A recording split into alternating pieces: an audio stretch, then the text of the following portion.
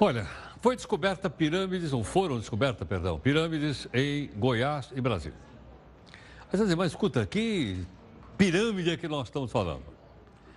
Nós estamos falando de pirâmide de faraós egípcios ou estamos falando de pirâmides espertinhos? É que essa turma, os espertinhos, inventaram uma pirâmide financeira para enganar os ingênuos. Então nós vamos explicar para você como é que funciona a pirâmide, não aquela do faraó, essa aqui do século XXI, veja aí. Diz a sabedoria popular que quando a esmola é muita, o santo desconfia. É o caso das pirâmides financeiras. Promessas de investimento baixo com retorno alto. Muitas vezes a venda de um produto é apenas para mascarar esse modelo de negócio que não se sustenta por muito tempo. O segredo do sucesso da venda dos cosméticos Ivone é a atitude. Os espertinhos dão o nome de marketing de rede ou multinível. Isso não é um esquema de pirâmide? Não, é claro que não. Nós usamos um modelo de integração vertical triangulada. Não há ninguém abaixo de vocês. Então estamos no topo. Não, vocês estão embaixo. Mas isso é o mais alto que podem chegar. Quem já recebeu alguma proposta desse tipo deve desconfiar de que se trata de uma pirâmide financeira. Ganhos elevados em curto prazo são sinais do crime contra a economia popular. Normalmente, a pessoa no topo é a primeira a vender um determinado serviço ou produto para outras pessoas que também têm a obrigação de continuar com as vendas. Isso forma vários níveis, sempre com um novo degrau. Nesses casos, os pagamentos dos investidores vêm das aplicações feitas pelos novos membros. Em algum momento, a cadeia é rompida. Ou seja, os valores passam a não ser mais suficientes. Começam os atrasos até o momento em que param de pagar. Aí vem a velha dor de cabeça. Os participantes percebem que caíram numa armadilha, tomam um baita prejuízo. Todo mês ele depositava na minha conta, isso foi feito 2 vezes, né? Em 2 meses ele fez esse pagamento. E logo depois veio com a outra promessa de um outro investimento e eu coloquei mais R$110 mil. Foi o que aconteceu no Distrito Federal e em Goiás. Nesta quinta-feira, uma mega operação foi deflagrada para desarticular um esquema de pirâmide financeira. 11 pessoas foram presas, suspeitas de comercializar uma moeda virtual falsa. A quadrilha movimentou cerca de 250 milhões de reais, dinheiro que saiu do bolso de 40 mil vítimas. Esquemas como esse aparecem todos os dias.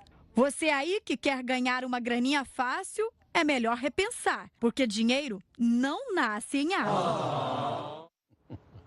Não nasce mesmo, né? E quem está aqui gentilmente conosco é o chefe da Nova Futura Investimentos, o economista Pedro Paulo Silveira. Pedro, obrigado pela gentileza, bem-vindo aqui no Jornal. Eu que agradeço o convite. Muito obrigado.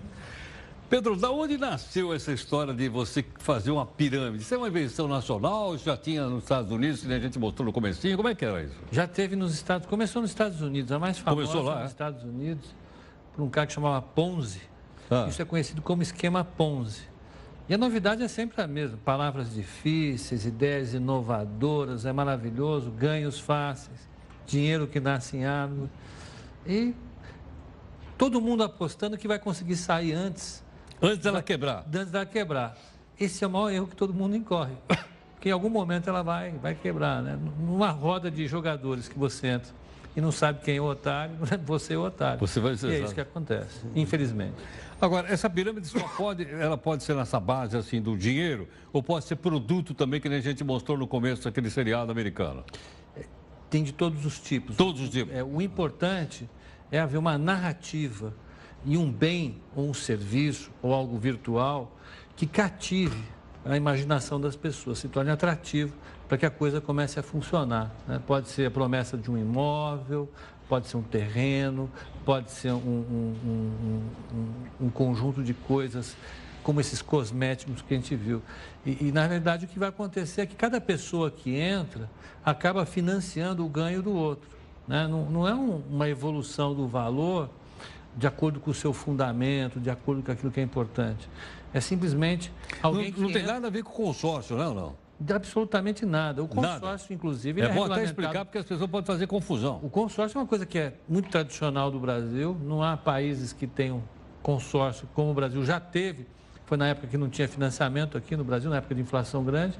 E o consórcio é regulamentado pelo Banco Central, é fiscalizado, existe todo, depois de vários problemas que existiam. Eu lembro. Você tem o Banco Central tomando conta. Agora, esses esquemas de pirâmide acontecem aí nas barbas da sociedade, na sombra da lei, da regulação, e normalmente dão problema. Agora, Pedro, é possível matematicamente determinar o momento que essa pirâmide vai quebrar? Não. Não é? Não é. Porque é aleatório, então? O segredo é a falta de transparência. Ah, tá. É tudo, não tem uma contabilidade clara. Quando Sim. você aplica num fundo de investimento oficial, como quem tem aqui, a CVM controla tudo. Sim. O administrador tem o gestor, tem o administrador, a contabilidade é mandada para a CVM, se é auditado, tem auditor, é tudo transparente, todo mundo tem acesso à informação. No caso das pirâmides, ninguém tem acesso à informação. Pode ser que nas moedas virtuais que existem lá fora, existem blocos, livros virtuais que são conhecidos do público, o que torna as coisas um pouco mais atrativas. Mas no caso dessas que a gente viu aí, a contabilidade era fraudada, falsificada, os números eram irreais. Então não dá para você acompanhar, olha, está entrando tanta gente, há tantas coisas disponíveis, a quantidade de bens bate mais ou menos com a quantidade que está sendo vendido. Você não tem aquela contabilidade. Quer dizer, quando você entra ou alguém te vende, né? Porque é uma venda, não é isso? É uma venda. É uma venda. Quer dizer, quando o cara vende a sua participação na pirâmide, você não sabe se você está mais para cima ou mais para baixo, qual é o tamanho da pirâmide. Você nunca vai saber. É opaco o negócio, não é transparente. Você não tem acesso às informações fundamentais. E se tiver, corre o risco de elas serem falsificadas. Como, Entendo. por exemplo, se você estiver comprando um terreno, uma determinada região que está sendo loteada ali, eles podem fraudar, né, a escritura do terreno, os documentos provisórios, e você cair nessa. Alguém que é mais prudente vai querer ver, vai querer ver pelo menos o laudo de alguém de uma empresa, ou de um advogado, ou de uma imobiliária que ateste a veracidade daquelas informações. No caso dessas pirâmides, tal qual aconteceu, pelo menos parece aí, não tinha condições de averiguar a veracidade Agora, das informações. tem alguma empresa legalizada que faz a pirâmide? Não. Não tem? Não tem. Quer dizer, eu posso, por exemplo, sei lá, ir numa empressadora de dinheiro popular, perto de uma estação do metrô, perto de uma estação... Aquilo é regularizado. Via de regra é. Se Não é? não for regularizado, em algum momento, a casa vai cair. Vai cair. Exatamente. Agora, eu não tenho nenhuma lotérica, nada que vende pirâmide. Não. Porque isso é ilegal. O sistema de distribuição de valores no Brasil, ele é regulamentado. Ele tem que seguir um padrão. Se alguém for pego vendendo alguma coisa sem estar debaixo dessa regulação, está incorrendo num crime contra a economia popular, como você falou no início. E vai sofrer sanções aí da CVM, da Comissão de Valores Mobiliários, que protege o investidor nesse sentido, e do Ministério Público Federal, né? Isso é crime, não pode ser feito de maneira nenhuma. Não pode. Não, de maneira nenhuma. Agora, nós tivemos, no caso do passado, grandes casos emblemáticos de pirâmides no Brasil, não tivemos? Opa. Sei lá, acho que uns 20 anos, se eu estou lembrado. Vira e mexe tem alguns, recentemente... Ela vai e volta, né? Ela vai e volta. O fundamental em bolhas. Bolhas são eventos em que o preço de alguma coisa foge muito do fundamento dele.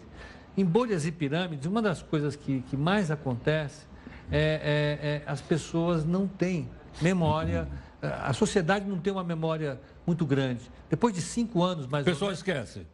A sociedade já apaga aquilo lá e alguém surge com uma nova narrativa, uma nova história e atrai a ambição das pessoas. Lógico, Nós claro. temos ambições. Vou Aí você gastar fala, pouco e ganhar muito. o quê?